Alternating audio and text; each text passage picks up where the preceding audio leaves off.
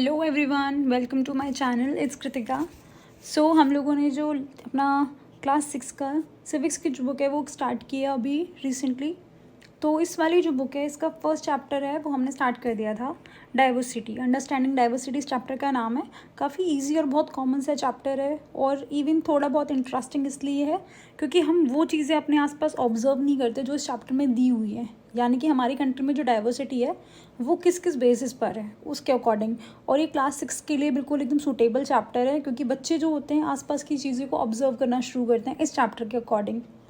अब हमने ये जो चैप्टर था लास्ट हमने यहाँ छोड़ दिया था, how do we explain diversity. इसके आगे हम लोग पढ़ने वाले थे और हमने लास्ट क्लास में एक चीज़ डिस्कस की थी कि हम लोग सिर्फ वो चीज़ें पढ़ेंगे इस चैप्टर में जो कि इम्पॉर्टेंट है, क्योंकि पूरा ही चैप्टर इम्पॉर्टेंट हो ऐसा नहीं है, क्योंकि इसमें सिर्फ जो मेन जो चैप्टर की लाइन्स हैं हम लोग वही रीड करने वाले हैं। जैसे कि इसके अंदर एक एक्टिविटी दी है, तो ये एक्टिविटी क्लासरूम के पर्पस से बहुत अच्छी है। भाई क्लास में टीचर पढ़ा रही है, वहाँ पर बहुत सारे बच्चे हैं, उनके जो डिफरेंट देयर व्यूज़ वो लोग अपना एक्सचेंज करते हैं एक दूसरे के व्यूज़।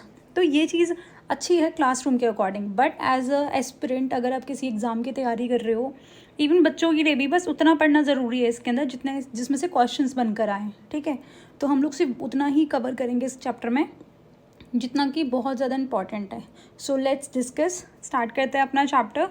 ठीक है, अब देखो यहाँ पर ना कुछ चीज़ें दी हुई हैं, एक बार रीड कर लेते हैं बस। I don't think it is as much important often. Okay, अब देखो इसमें क्या बोला गया है वो पढ़ लेते हैं एक बार। इसने बोला है कि लोग एक जगह से दूसरी जगह ट्रैवल क्यों करते थे। पहले लोग, बहुत सारे रीजंस हो सकते थे पहले लोगों के एक जगह से दूसरी जगह जाने के। सबसे पहला जो रीज़न होता था बस वो सबसे इम्पॉर्टेंट है, जॉब के पर्पज़ से पहले लोग जाते थे। खाने की खोज में लोग एक जगह से दूसरी जगह जाते हैं। जैसे कि माइग्रेशन लोग किस लिए करते हैं, भाई कहीं ज़्यादा फ़ायदा हो उन्हें, कहीं लिव इन कंडीशंस अच्छी मिल रही हो, जॉब बढ़िया मिल रही हो, इसलिए जाते हैं। या फिर जहाँ वो रह रहे थे वहाँ पर लिविंग कंडीशंस ठीक ना हो, या फिर उन्हें जॉब ना मिल पा रही हो, या कोई फेमाइन आ गया हो, ड्रॉट आ गया हो, अर्थक्वेक या फिर फ्लड जैसी नेचुरल क्लाइमेटी आ गई हो, इस वजह से लोग एक जगह से दूसरी जगह ट्रैवल करते हैं। ठीक है, और ये सारी चीज़ें क्या होती हैं, ये सब चीज़ें हमारी लाइफ का पार्ट होता है। जहाँ पर लोगों को लिविंग कंडीशन सूटेबल होती हैं लोग वहाँ रहना पसंद करते हैं। अब जब आप एक जगह को छोड़कर दूसरी जगह जाओगे, कहीं ना कहीं चेंज आएगा आपकी लाइफ में, आपके रहने सहने में भी चेंज आएगा। क्योंकि अब जब जा रहे हो वहाँ हो सकता है आपका जो रहना सहना है या फिर जो लाइफस्टाइल है बिल्कुल सेम ना हो, बिल्कुल डिफरेंट हो जाए। क्योंकि अगर आप गांव वाले एरिया से, मतलब रूरल एरिया से अगर आप अर्बन एरिया में शिफ्ट हो रहे हो, माइग्रेट हो रहे हो, तो वहाँ आपकी लाइफ बहुत ज़्यादा इफेक्ट होती है। वहाँ की लाइफस्टाइल के अकॉर्डिंग वहाँ लोग कैसे रहते हैं, कैसे खाते हैं, सारी चीज़ें बहुत डिफरेंट होती हैं वहाँ से। ठीक है, तो ये सारी चीज़ें जो है हमारी लाइफ को बहुत ज़्यादा अफेक्ट करती हैं और यही हमारी कंट्री का एक डाइवर्सिटी वाला पार्ट है जो कि बहुत इंपॉर्टेंट है, जो हम आगे इसमें पढ़ने वाले हैं। The history of many places show us how many different culture influences have helped to shape life and culture there. These regions become very diverse because of the unique histories. अब देखो हमारी जो हिस्ट्री है, हमारी country की history, वो काफ़ी ज़्यादा वास्ट है और काफ़ी डाइवर्स रही है। इंडिया के अंदर सबसे पहले यानी कि हमारी जो हिस्ट्री है वो 3 पार्ट्स में डिवाइड है। सबसे इम्पॉर्टेंट है एंशंट, वो सबसे फर्स्ट है एंशंट, देन मेडिवल और फिर मॉडर्न हिस्ट्री।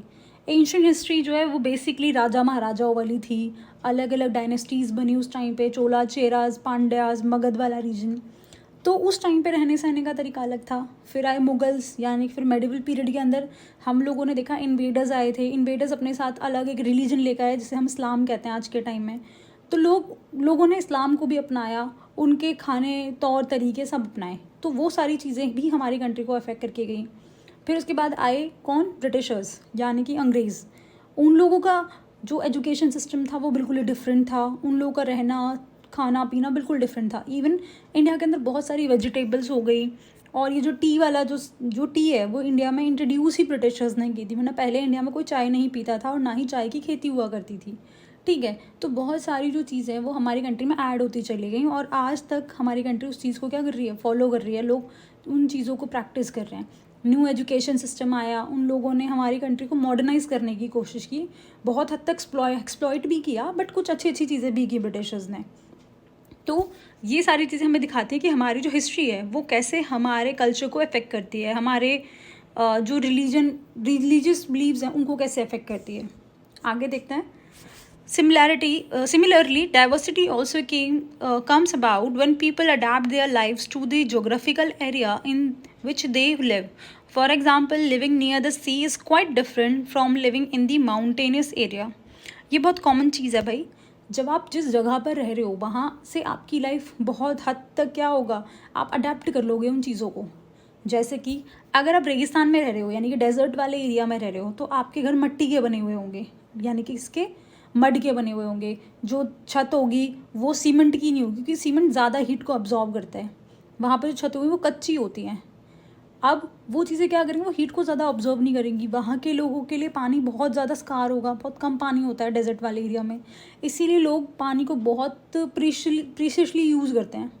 वहीं आप कोस्टल एरियाज़ में चले जाओ, कोस्टल एरियाज़ में हॉट एंड ह्यूमिड क्लाइमेट होता है या मॉडरेट क्लाइमेट होगा, तो लोग वहाँ पे क्या करते हैं, वहाँ पे लोगों का खाना पीना उस अकॉर्डिंग होगा. लोग सी फूड ज़्यादा खाना पसंद करेंगे, राइस से बनी चीज़ें खाना ज़्यादा पसंद करेंगे क्योंकि वो लाइट वेट होगा उनके लिए. ठीक है. वहीं आप माउंटेन वाले एरियाज़ में चले जाओ, माउंटेन वाले एरियाज़ में लोगों का रहना बिल्कुल डिफरेंट होगा. उनके जो घर होंगे वो स्टोन के बने हुए होते हैं, पत्थरों के, मोटे मोटे पत्थरों के बने हुए होते हैं. इससे क्या होता है, इससे वो उनका घर जो अंदर से गर्म रहता है, जो हीट अंदर आ रखी होती है वो बाहर नहीं जाती. इसलिए आगे पढ़ लेते हैं. Let us try to understand what we mean when we say the historical and geographical factor influences the diversity of a region. We can do this by reading about life in the two different parts of the country, Kerala and Ladakh.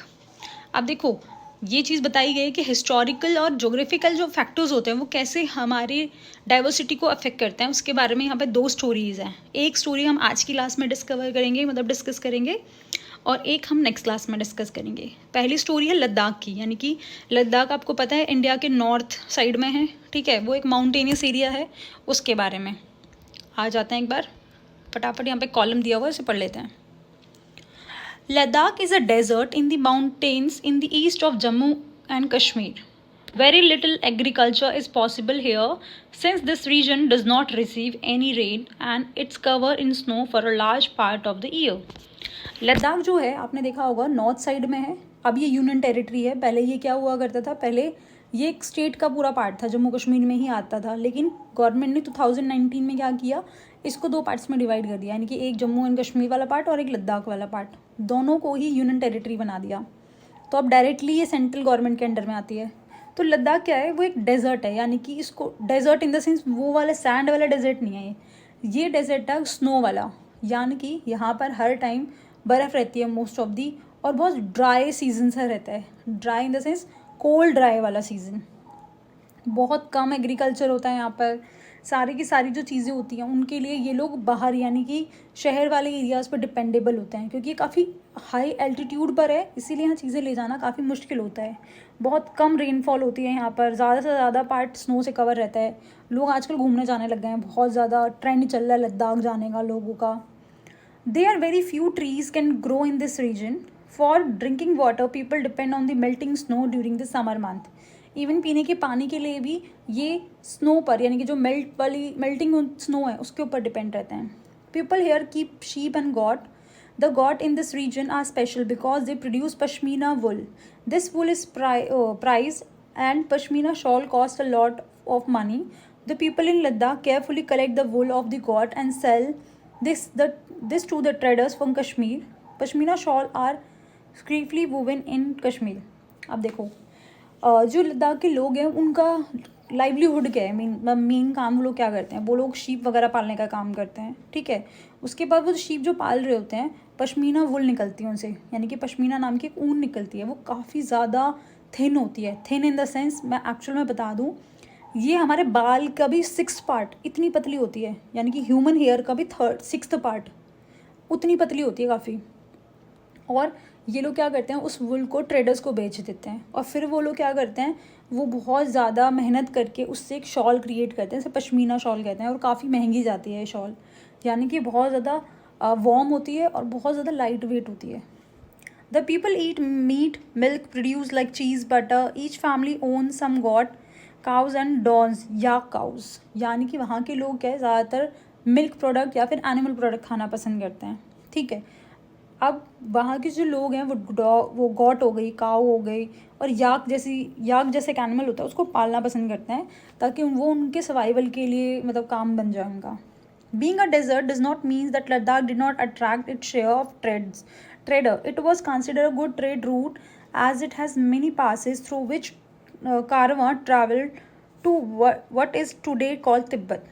These caravans carried textile and spices, raw silk and carpets. देखो, जो लद्दाख है वो सच में काफ़ी high altitude पर है, तो इसका मतलब ये नहीं है कि वहाँ पहुँच पाना बहुत मुश्किल है। पुराने टाइम में यानी कि ब्रिटिशर्स के आने से पहले जो ट्रेड हुआ करता था मेडिवल पीरियड के टाइम पे, वो इसी रूट से हुआ करता था। इसे तिब्बत के साइड से लोग ऊपर से आते थे, जैसे सिल्क रूट के नाम से भी जाना जाता है, ठीक है। तो वहाँ से कारवा वगैरह आते थे और चीज़ें कौन कौन सी लेके जाते थे जो ट्रेडर्स हैं यहाँ से, टेक्सटाइल वाली चीज़ें, स्पाइसेस हो गए, रॉ मिल्क हो गया, क्योंकि पहले जो इंडिया का सी रूट है वो डेवलप नहीं हुआ था, यानी कि वो डिस्कवर नहीं किया गया था, ठीक है। उससे पहले जो ट्रेड हुआ करता था वो इसी रास्ते से होता था वाया तिब्बत। आगे पढ़ लेते हैं। आपको यहाँ पे एक पिक्चर भी दिखाई गई है जो वो तिब्बत की दिख रहा होगा, इस टाइप का dry barren landscape of mountainous desert of Ladakh. आगे पढ़ते हैं। Buddhism reach Tibet via Ladakh. Ladakh is also called little Tibet. अब देखो, Buddhism reach Tibet via Ladakh. जो तिब्बत है वहाँ पर जो बुद्धिज़्म, जो हमारा आपको पता होगा बुद्धिज़्म एक रिलीजन है, ठीक है, जो इंडिया में डेवलप हुआ था, बल्कि इंडिया में भी नहीं, वो नेपाल में लुम्बिनी में जब गौतम बुद्ध की मतलब बर्थ हुआ था उसके बाद से फिर गौतम बुद्ध ने क्या किया, अशोका ने जो गौतम बुद्ध का जो ये रिलीजन था जिसे हम लोग बुद्धिज़्म कहते हैं, उसको स्प्रेड करने के लिए लोगों को अलग अलग कंट्रीज़ में भेजा था। तो जो बुद्धिज़्म तिब्बत कैसे पहुंचा, वो लद्दाख के थ्रू ही गए थे वो लोग, ठीक है। Ladakh is also called little Tibet. Ladakh को लिटिल तिब्बत के नाम से भी जाना जाता है। Islam was introduce in this region was more than 400 years ago and there is a significant Muslim population here. अभी मैंने आपको पहले बताया था कि इंडिया की जो हिस्ट्री वो 3 पार्ट्स में डिवाइड है। जितने भी इन्वेडर्स आए हैं इंडिया वो हमेशा नॉर्थ साइड से आया करते थे, ठीक है। तो यहाँ पर बहुत सारे लोग मुस्लिम्स भी रहते हैं, क्योंकि जब मुस्लिम्स इंडिया आए थे तो बहुत सारे लोग वहाँ बस भी गए थे। और इंडिया में जो इस्लाम है वो 400 years पहले आया था, यानी कि इस एरिया में। There is a significant Muslim population. Ladakh is a very rich oral tradition of songs and poems. Local versions of the Tibetan national epic, the Kesar Saga, are performed and sung by both Muslim and Buddhist. देखो, जो लद्दाख है वो काफ़ी ज़्यादा rich है अपने tradition में, oral songs और पोएम्स में, ठीक है। तिब्बत के जो लोग होते हैं ना वहाँ पर एक गाना गाते हैं, गाना इन द सेंस एक नेशनल उनका एपिक है जिसे केसर सागा कहते हैं। और वहाँ के लोग ऐसे जात पात में ज़्यादा बिलीव नहीं करते, चाहे वो मुस्लिम हो या हिंदू हो, दोनों ही इसको गाते हैं, जो उनका नेशनल एपिक है जिसे केसर सागा के नाम से जाना जाता है। यहाँ पर भी ना बहुत सारी मोनेस्ट्रीज़ बनी हुई हैं लद्दाख के अंदर। मोनेस्ट्री मठ को कहते हैं, जो बुद्धिस्ट मॉन्क रहते हैं ना वहाँ पे, उसको मतलब वहाँ पे वो लोग रहते हैं। तो वहाँ पे मोनेस्ट्रीज़ भी काफ़ी बनी हुई हैं लद्दाख के अंदर, इसीलिए वो एरिया बहुत ज़्यादा पीसफुल भी है लद्दाख, ठीक है। अब देखो, ये जो लेडीज़ है ये क्या कर रही है, ये पश्मीना शॉल बना रही है, दिख रहा है। अब इसके आगे जो केरला की स्टोरी है वो हम नेक्स्ट क्लास में अपने पढ़ने वाले हैं। तो हम लोगों ने ये पढ़ लिया कि भाई जो लद्दाख है वो कैसा एरिया है, वहाँ के लोग कैसे हैं, वहाँ क्या क्या चीज़ें फेमस हैं, लोग रहते कैसे हैं, बुद्धिज़्म कैसे वहाँ पहुँचा, और सारी चीज़ें। तो अगर आपको ये चैप्टर तक मतलब कोई कन्फ्यूजन हो तो प्लीज़ आप कमेंट बॉक्स में लिख देना। अगर आपको मेरा पढ़ाने का तरीका अच्छा लग रहा है तो please like the video and comment below. And if you like this video, then like, comment and subscribe my channel. Thank you.